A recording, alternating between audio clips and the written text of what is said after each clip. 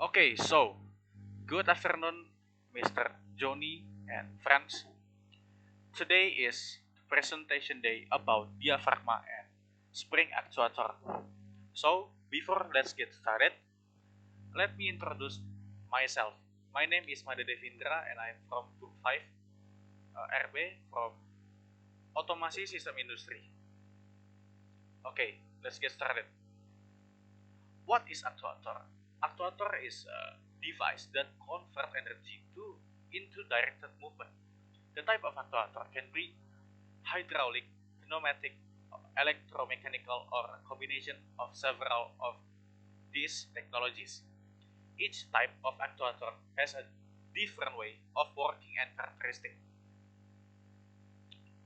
Okay, next is the definition about diaphragma and spring actuator. Diaphragma and spring actuator are a type of actuator that use compressed air to move the actuator rod. This actuator works by utilizing an elastic diaphragm which will move according to change in pressure regime. Next is component about diaphragm and spring actuator. The first is diaphragm. Diaphragm is an elastic component made of rubber, fabric, and metal. This diaphragm function to convert air pressure into mechanical movement. Next is spring. Spring is the component which is returned to diaphragm to its original position after the air pressure is removed. This spring is usually made of steel. Next is diaphragm housing. The diaphragm housing is a container that holds the diaphragm. This diaphragm housing is usually made of metal or plastic. Next is actuator rod. The actuator rod is a metal rod that connected to the diaphragm. This actuator rod moves to operate a valve or other device. Next is pilot valve. Pilot valve is a small valve that used to control the flow of air into the diaphragm housing. This pilot valve is usually controlled by pneumatic or electrical signal. Next is air connection. Air connection is a fitting used to connect the actuator to a source of compressed air. Last is cover. Cover is a component that used to protect the internal components of the actuator from dust and dirt. Next is how the actuator works. The first is receiving the pressure signal. The actuator receives a signal in the form of compressed air pressure from an external source. Next is pressure on the diaphragm. This air pressure is channeled into the diaphragm space, pushing against one side of the diaphragm. Next is diaphragm movement. Because of its flexible nature, the diaphragm will bend in the opposite direction to the side under pressure. Next is transmit movement to rod.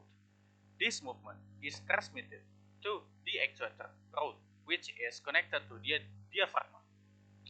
Next is linear movement of rod. The actuator rod will move linearly up or down depending on the direction of pressure applied. Next is roll of spring. Throughout this process, the spring exerts a counterforce that is opposite to the direction of pressure. Last is returning position. When the air pressure is removed, the spring will pull the diaphragm back to its original position.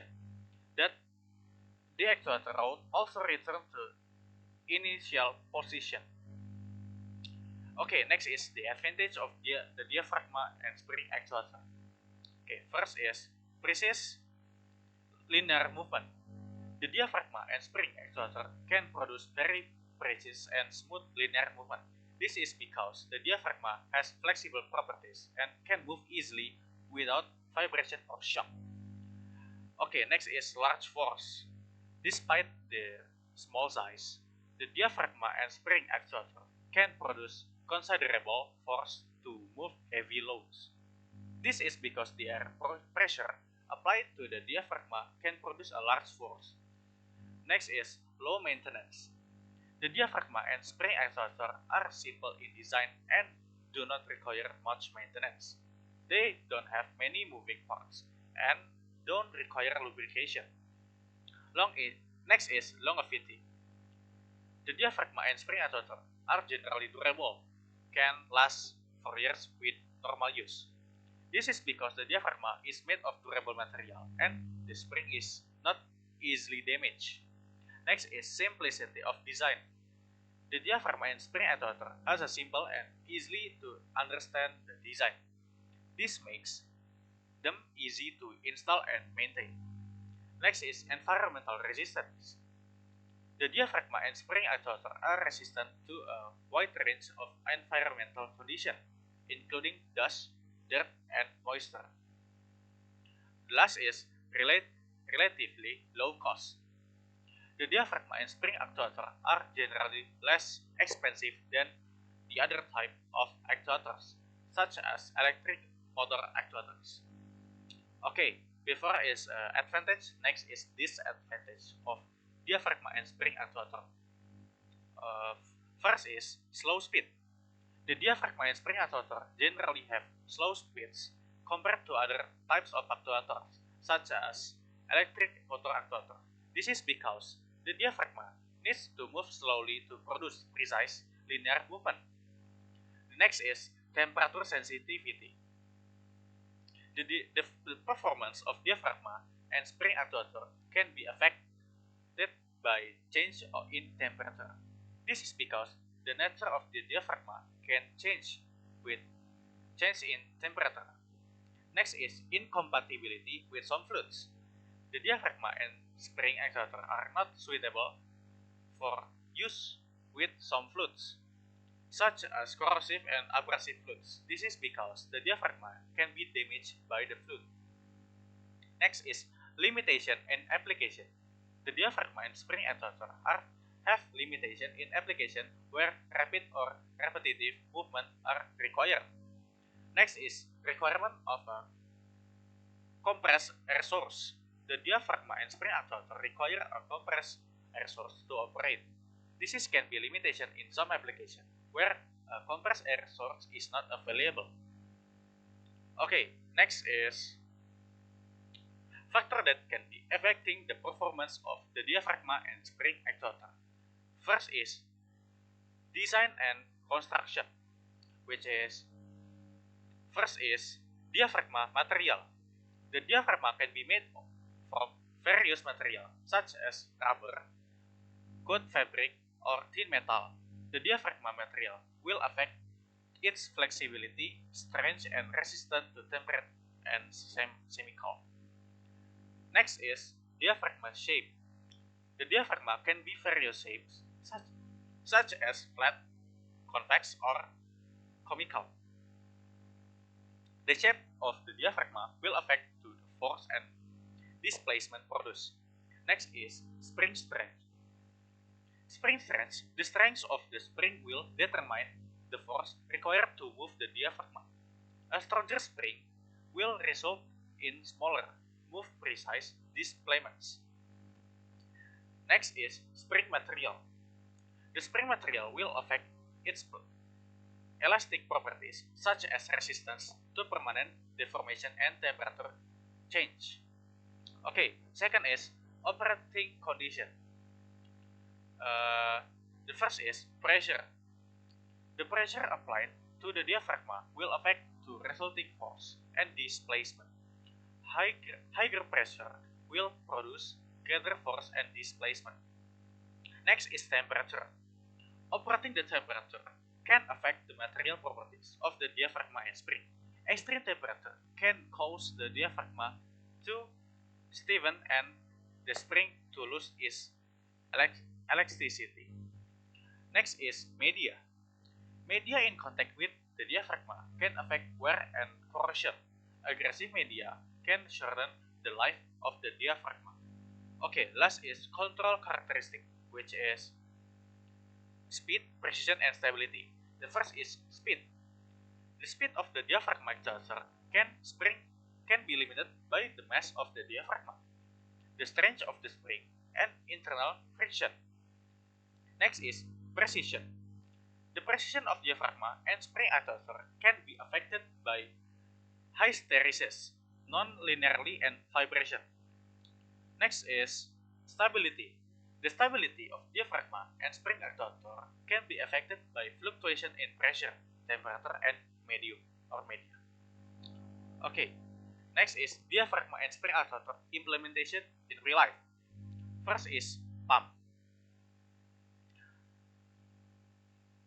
Pump is which is diaphragm pumps. Diaphragm actuator and springs are the main component in diaphragm pumps, which are used to pump various fluids. The diaphragm move back and forth, creating a vacuum that draws fluid into the pump. The spring helps return the diaphragm and to its position and force the fluid out of the pump. Okay, second is valve control, which is water control flow and tire air valve. The first is water flow control. The diaphragm and spring actuator are often used in water flow control valve to control the flow that of hot and cold water flows. Next is tire air valve. Tire air valve. The diaphragm actuator and spring are also used in tire air valve to regulate the air pressure in vehicle tires. When the air pump is inserted into the valve, the diaphragm is fused, opening the valve and allowing air to enter the tire. The spring helps close the valve when the air pump is released. Okay, last is medical device, which is insulin pump and ventilator. The first is insulin pump. The diaphragm and spring actuator are used to insulin pumps to deliver insulin to diabetics. Air pressure moves to the diaphragm, which pushes the plugger to release the insulin from the reservoir. The spring helps return the diaphragm to its position and stop the flow of insulin. Okay, next is ventilator. The diaphragm actuator and spring are also used in ventilator to help patient breathe. The diaphragm moves back and forth, creating air pressure that helps the patient inhale and exhale. The spring helps return the diaphragm to its position and regulates airflow. Okay, that's it. The presentation about diaphragm and spring actuator. I'm sorry that I cannot speak English professional, but I'm trying to. And last but not least, thank you.